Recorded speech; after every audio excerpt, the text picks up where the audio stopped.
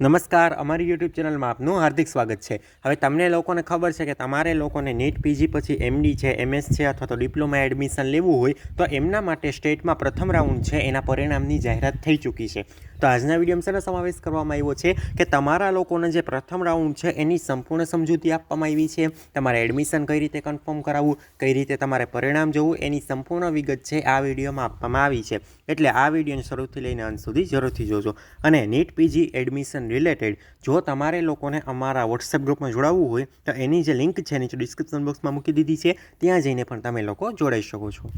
સૌથી પહેલાં તો તમે લોકો જે બ્રાઉઝરનો ઉપયોગ કરતા હોય એ બ્રાઉઝરમાં તમારે કમિટીની વેબસાઇટ ઓપન કરી લેવાની છે. એમાં તમારે પોસ્ટ ગ્રેજ્યુએટ એડમિશનમાં મેડિકલ અને ડેન્ટલ.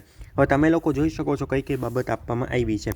પહેલી બાબતમાં એમ કહેવામાં આવ્યું છે advertisement four first online round allotment, એટલે કે તમને લોકોને અલોટમેન્ટ થઈ ગયું છે અને તમારે લોકોને હેલ્પ સેન્ટર ઉપર રિપોર્ટિંગ કરવા માટેની અંતિમ તારીખ કઈ છે એની માહિતી આપવામાં આવી છે. પછી બીજું આપવામાં આવ્યું છે એમડી, એમએસ અને ડિપ્લોમામાં તમારા લોકોનું જે રેન્ક વાઇઝ રિઝલ્ટ છે એ આપવામાં આવ્યું છે. તમારું જે જીઆર છે કે કેટેગરી રેન્ક છે એને આધારે પરિણામ આપવામાં આવ્યું છે. એના પછી આપવામાં આવ્યું છે institute wise result MD, MS અને ડિપ્લોમા, એટલે કે કઈ કોલેજમાં તમને એડમિશન મળ્યું છે એ આખું ઇન્સ્ટિટ્યૂટ વાઇઝ છે એ આમાં પરિણામ આપવામાં આવ્યું છે. એના પછી લાસ્ટ રેન્ક આપવામાં આવ્યો છે, કઈ સંસ્થામાં કેટલા રેન્કે અટક્યું છે એની માહિતી આપવામાં આવી છે. એના પછી આપવામાં આવે છે non converted vacant seat of government quota, કે જે કન્વર્ટ થઈ નથી એવી જે સીટો છે એની માહિતી આપવામાં આવી છે. એના પછી list of designated branch of Axis bank. જુઓ, યુજી એડમિશન છે એટલે કે એમબીબીએસ, બીડીએસ, બીએમએસ અને બીએચએમએસ એમાં એચડીએફસી બેંક આવે છે. જ્યારે તમારે લોકોને એમડી, એમએસ અને ડિપ્લોમા માટે તમારે ફી ભરવા માટે એક્સિસ બેંક આવે છે. ક્લિયર થઈ ગયું? તમારે એક્સિસ બેંક છે એની શાખામાં ફી ભરવા જવાનું છે. એના પછી list of help centre, help સેન્ટરના કયા કયા લિસ્ટ છે એની માહિતી આપવામાં આવી છે. એના પછી steps for admission confirmation, admission કન્ફર્મેશનના કયા કયા સ્ટેપ છે એની માહિતી આપવામાં આવી છે. એના પછી instruction for submission original document for allotment of admission, એટલે કે તમારે ઓરિજિનલ ડોક્યુમેન્ટ સબમિટ કરાવવાના છે કઈ રીતે છે એની સંપૂર્ણ માહિતી છે એ આ પીડીએફમાં આપવામાં આવી છે. એના પછી information to be return in 11x15 envelope, જે એન્વેલોપ કહેવાય કે જે સામાન્ય રીતે બુક સ્ટોરમાં તમે કહો કે એન્વેલોપ, તો એન્વેલોપ એટલે કે સામાન્ય રીતે કવર. તો એ તમારા જે ડોક્યુમેન્ટ છે એ તમારે કવરમાં નાખીને દેવાના છે. એમાં કઈ રીતે ઇન્ફોર્મેશન લખવાની એની માહિતી આપવામાં આવી છે. એના પછી ઓથોરિટી લેટર, કોઈ કારણસર વિદ્યાર્થી છે પોતે એડમિશન કન્ફર્મ કરાવવા માટે ના પહોંચી શકે તો એની જગ્યાએ બીજા વ્યક્તિ એ જ વિદ્યાર્થીને એડમિશન કન્ફર્મ કરાવવા જાય છે તો એમના માટે ઓથોરિટી લેટરની જરૂર પડે. ક્લિયર થઈ ગયું? એના પછી instruction for state counselling for round, જે 4 તમારા લોકોના રાઉન્ડ થવાના છે એમડી, એમએસ અને ડિપ્લોમા માટે, તો એના માટેની સ્ટેટ કાઉન્સિલિંગના રાઉન્ડની સૂચના આપવામાં આવી છે. અને એમસીસીનું જે આખું જે શેડ્યુલ છે કે એમસીસીનો ક્યાં રાઉન્ડ આવશે અને બાકી તમારા જે સ્ટેટનો ક્યાં રાઉન્ડ આવશે એની સંપૂર્ણ માહિતી છે એ આપવામાં આવી છે. હવે સૌથી પહેલાં આપણે લોકો એડવર્ટાઇઝમેન્ટ છે એના ઉપર ક્લિક કરી લઈએ છીએ. હું જાણું છું કે વિડીયો થોડોક મોડો આવ્યો છે, પણ હવે મેક્સિમમ પ્રયત્ન કરીશું કે સમય ઉપર છે એ તમારા લોકોનો છે એ વિડીયો આવી જાય. રેડી? તો હવે આ રીતે પહેલાં એડવર્ટાઇઝમેન્ટ જોઈએ છીએ. તો એડવર્ટાઇઝમેન્ટમાં તમને લોકો જોઈ શકો છો કે તમારે લોકોને ક્યાં જવાનું છે. ઓનલાઈન પણ તમે લોકો ફી ભરી શકો છો અથવા તો નિયત કરેલ એક્સિસ બેંકની ટ્યુશનની જે ફી છે એ પણ તમે ચૂકવી શકો છો. 28/11 થી 3/12/2024 બપોરે 3:30 કલાક સુધી છે તમે લોકો ફીની બધી પ્રક્રિયા કરી શકશો. એના પછી આપવામાં આવ્યું છે હેલ્પ સેન્ટર ખાતે રિપોર્ટિંગ. તો હેલ્પ સેન્ટર ખાતે રિપોર્ટિંગ ક્યારે કરાવી શકો છો? તો 29/11 થી 4/12/2024 સાંજે 4 કલાક સુધી છે એ તમે લોકો રિપોર્ટિંગ છે કરાવી શકો છો. ક્લિયર થઈ ગયું આ વસ્તુ? હવે તમારા લોકોએ એડમિશન કઈ રીતે કન્ફર્મ કરાવવું ને એની પહેલાં તમને લોકોને પ્રથમ રાઉન્ડ છે એના વિશેની માહિતી આપી દઉં કે તમારા મનમાં જે પ્રશ્ન હોય એ તમારે લોકોને સોલ્વ થઈ જાય. ક્લિયર? હવે આપણે લોકો છે ઇન્સ્ટ્રક્શન જોઈએ છીએ તમારે એમડી, એમએસ અને ડિપ્લોમા માટે. તો તમારી સામે આ પીડીએફ છે એ ઓપન થઈ ગઈ છે. હવે આ પીડીએફમાં તમે લોકો જોઈ શકો છો કાઉન્સેલિંગ પ્રક્રિયા એમડી, એમએસ અને ડિપ્લોમા કોર્સ માટે આપવામાં આવી. હવે એમાં પહેલા રાઉન્ડમાં શું કહેવામાં આવ્યું છે કે રાઉન્ડ 1માં નવું રજિસ્ટ્રેશન, એટલે કે તમે લોકોએ જે 25,000 રૂપિયા, 3,000 રૂપિયા, 28,000 રૂપિયા પણ રજિસ્ટ્રેશન કરાવ્યું હતું એની વાત છે કે જેમાં ઉમેદવાર non refundable registration pin fee અને રિફંડેબલ સિક્યુરિટી ડિપોઝિટની ચૂકવણી સાથે રજિસ્ટ્રેશન કરી હેલ્પ સેન્ટર ખાતે એના જે ઓરિજિનલ ડોક્યુમેન્ટ છે એ વેરીફાઈ કરાવવાના છે. એ પ્રક્રિયા તમે લોકોએ કરી નાખી.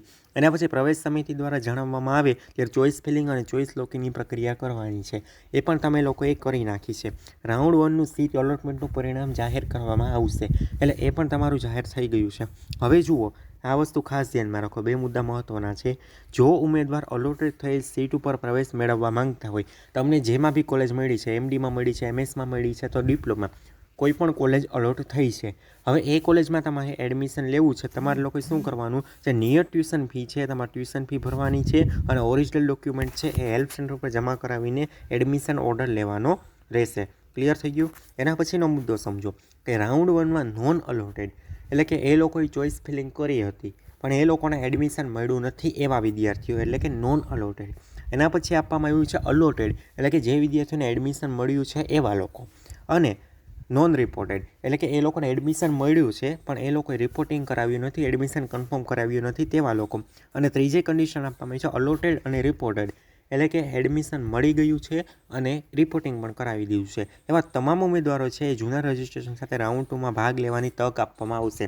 એનો મતલબ એમ કે તમારા લોકોની સિક્યુરિટી ડિપોઝિટ જપ્ત નહીં થાય.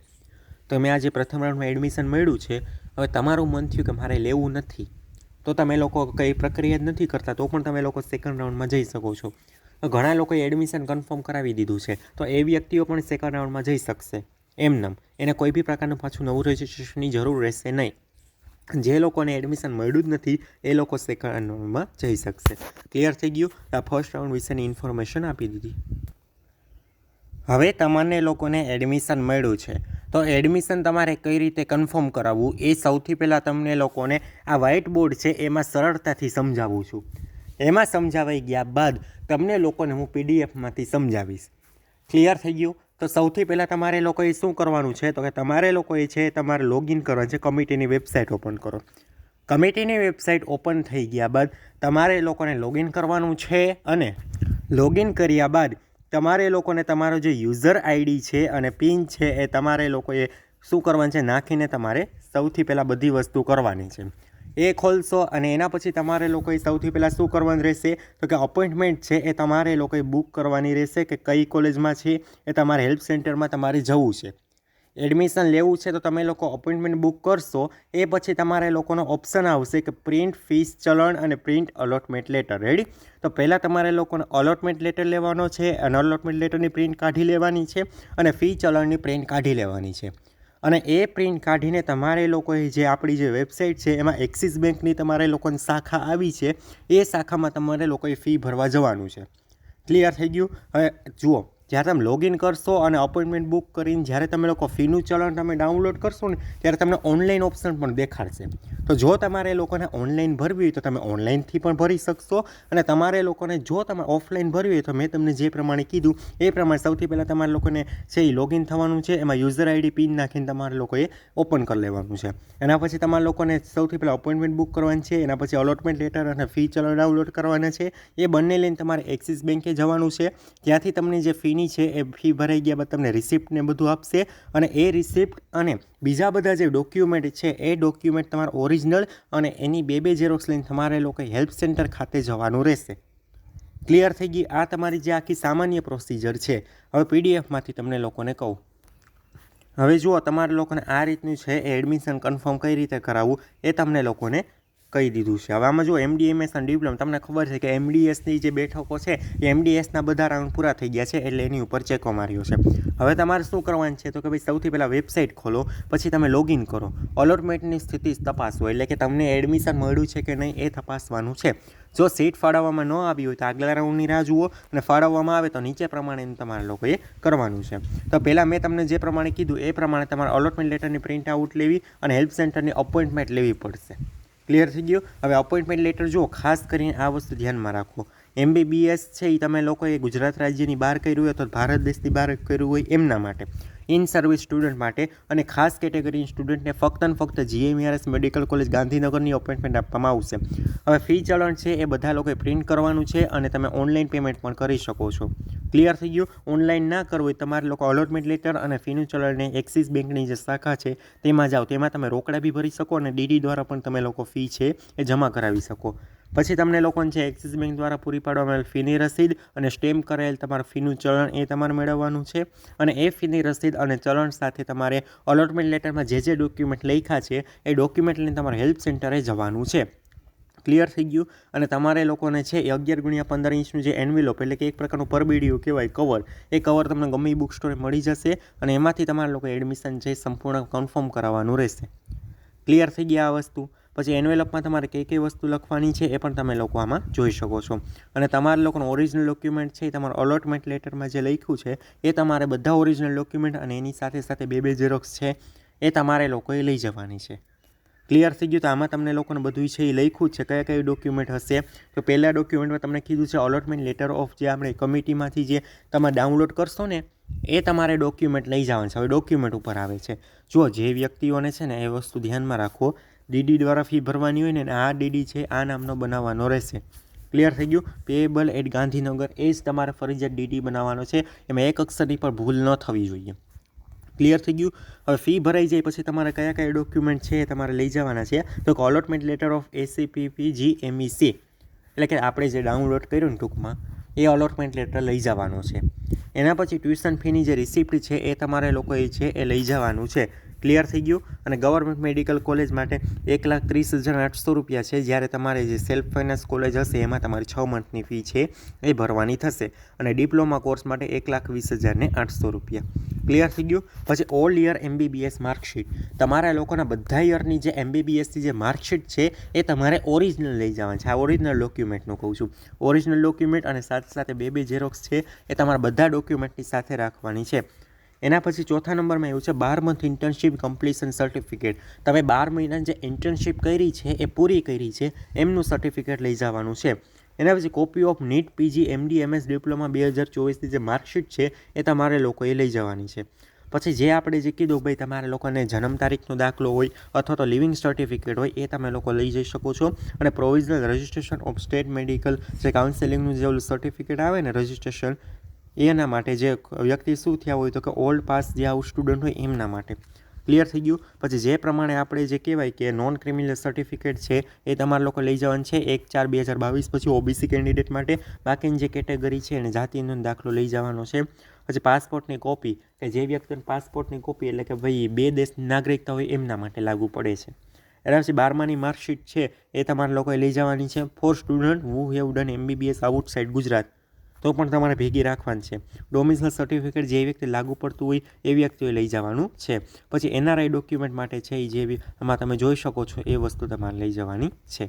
તો એટલું જ કરશો એટલે તમારું એડમિશન છે એ ફાઇનલ કહેવાશે.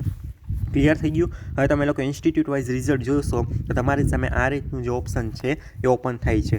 જુઓ, આપણે વિડીયો છે એ થોડોક મોડો અપલોડ થયો ને એટલા માટે આપણે બધી વસ્તુ એક જ વિડીયોમાં કવર કરી લીધી છે.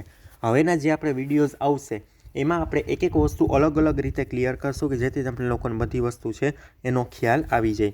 હવે જુઓ, પેલું છે બીજે મેડિકલ કોલેજ, તેમાં મેરિટ નંબર આપ્યું છે, કેટેગરી મેરિટ આપ્યું છે, એના જે મેરિટના માર્ક કેટલા થયા એ આપ્યું છે, એડમિશન કઈ કેટેગરીમાં આપ્યું છે, એડમિશનની સીટ નોટ આપ્યું છે, ઓલ ઇન્ડિયા કોટા રેન્ક આપ્યો છે, એડમિશન કયા રાઉન્ડમાં મળ્યું છે અને કઈ કોલેજમાંથી પાસ કર્યું છે એ સંપૂર્ણ વિગત છે આમાં આપવામાં આવી છે. એટલે તમે લોકો આમાં પણ સર્ચ કરીને જોઈ શકો છો. ક્લિયર થઈ ગયું. તો બસ એટલી માહિતી તમને લોકોને આપવાની હતી.